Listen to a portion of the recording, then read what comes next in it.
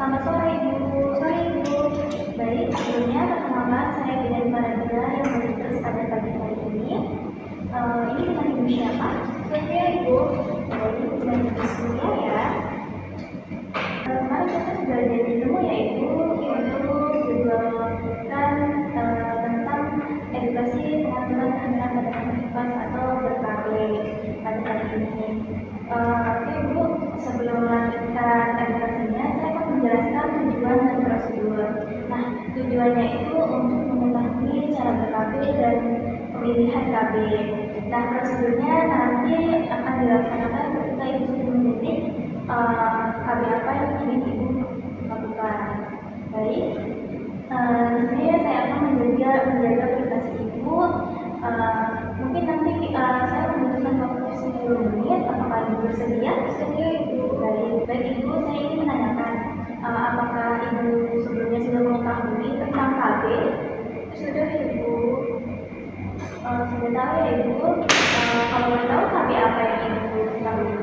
Cuma satu jenis KB, yaitu KB suntik 3 bulan. KB suntik 3 bulan ya Ibu. Jadi kalau untuk masalah nifas dan seksual pasca nifas, apakah Ibu sudah tahu? Belum tahu. Baik, nanti saya akan kasih tahu ya Ibu. Baik. Di sini nanti kita akan menjelaskan tentang KB dan masalah nifas dan seksual pasca persalinan. Baik, Ibu, di sini saya akan memulai dengan menjelaskan pengaturan kehamilan pada masa nifas atau KB. Nah, manfaatnya KB itu untuk mengatur jarak persalinan normal minimal 2 tahun dan macam-macamnya itu banyak Ibu. KB itu ada 2 macam, yaitu ada KB hormonal dan ada KB non hormonal. Nah, di KB hormonal itu terdiri dari implan, suntik yang hanya mengandung progestin serta minipil. Nah, kalau KB non hormonal itu ada tubektomi, vasektomi, AKDR, terus ada metode laktasi yaitu atau MAL. Nah, itu yaitu KB dengan cara menyusui eksklusif atau ASI eksklusif. Ini Ibu apakah masih menyusui? Masih Ibu. Baik. Dan kondom atau metode kalender. Apakah Ibu sudah mengetahui metode kalender? Nah, metode kalender itu dilihat dari HT hari pertama, hari terakhir. Nah, dilihat dari situ untuk mengetahui kapan tanggal sebelumnya itu. Oke, baik Ibu. Di KB hormonal dan non hormonal itu mempunyai kelebihan, kekurangan, dan efek samping. Nah, untuk yang hormonal, kelebihannya itu efektifnya lebih tinggi untuk mencegah kehamilan, bisa mengatur siklus menstruasi, mengurangi resiko kanker. Terus kekurangannya itu atau efek sampingnya itu bisa menyebabkan perubahan berat badan dan bisa membuat flek hitam pada luka. Itu tergantung hormon ibu masing-masing. Terus itu tidak melindungi dari IMS atau infeksi menular seksual. Nah, dan tidak harus konsisten dan rutin. Jadi harus setiap hari, nggak bisa kayak seperti KB hormonal. Nah, cara kerjanya itu menghambat ovulasi, menebalkan lembu serviks dan mengubah lapisan rahim agar tidak siap untuk implantasi telur. Nah, itu untuk kelebihan dan kekurangan KB hormonal. Nah, di sini saya akan menjelaskan lagi kelebihan dan kekurangan pada KB non hormonal.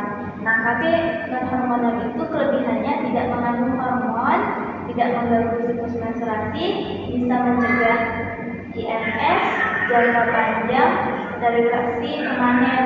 Nah, untuk KB ini itu jangka panjang, bisa 3 bulan, bisa setahun, mungkin bahkan bisa sampai 3 tahun. Nah, tetapi ada kekurangannya. Kekurangannya itu bisa robek seperti kondom. Terus itu metode kalender juga kurang efektif karena kadang kita teledor error gitu kan ibu. Nah, dan ada juga setiap jenis KB itu tidak cocok untuk semua orang. Nah, terus cara kerjanya seperti korban itu menghalangi sperma masuk ke lahir. Terus dan IUD itu bersifat spermisida atau membunuh atau menonaktifkan sperma.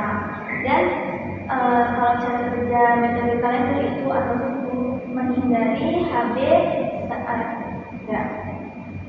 dan metode kalender atau suhu itu menghindari hubungan badan saat masa subur.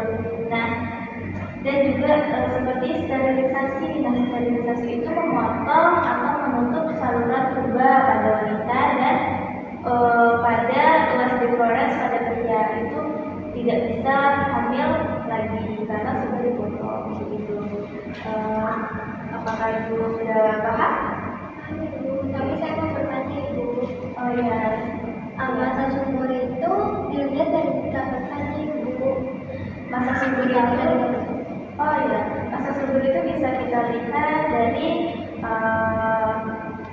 kita bisa menggunakan ini bu, apa itu ovulation, test ovulation.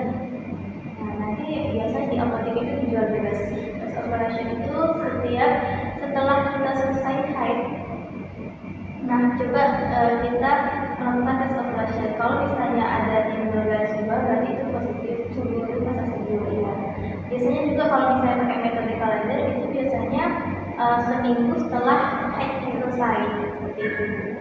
Nah, kalau lebih efektifnya lagi yang menggunakan tes ovulation. Jadi saya akan lanjutkan untuk konseling tentang masalah nifas ibu. Nah, di sini itu masalah nifas itu banyak, ada pendarahan besar mellitus, demam tinggi, sakit kepala, perubahan mood, nyeri dada dan sesak nafas, susah buang air kecil, postpartum, baby blues, vagina berbuka, infeksi pada luka bekas operasi, mual muntah, nafsu makan hilang, preeklamsia, payudara bengkak dan akses payudara. Nah, jika ibu mengalami masalah nifas seperti yang saya sebutkan tadi, itu harus segera dibawa ke tenaga kesehatan ya ibu. Oke. Nah, kalau tentang seksual pasca nifas itu lebih baik dilakukannya 6 minggu setelah melahirkan atau setelah persalinan, atau bisa dikatakan setelah nifas 40 hari itu. Nah, biasanya kalau pertama kali HB atau hubungan badan setelah persalinan itu akan mengalami keluhan seperti sakit gitu. Nanti mungkin bisa seperti kayak pertama kali gitu. Nah, itu cara mengatasi keluhannya. Jika terus sakit terasa kuat, itu nanti ibu bisa bicarakan baik-baik sama suami agar bisa ditunda. Terus bisa memakai pelumas ibu, dan saat berhubungan suami harus sabar dan hati-hati, tidak boleh agresif atau ya nggak boleh lah pokoknya buat-buat gitu ya.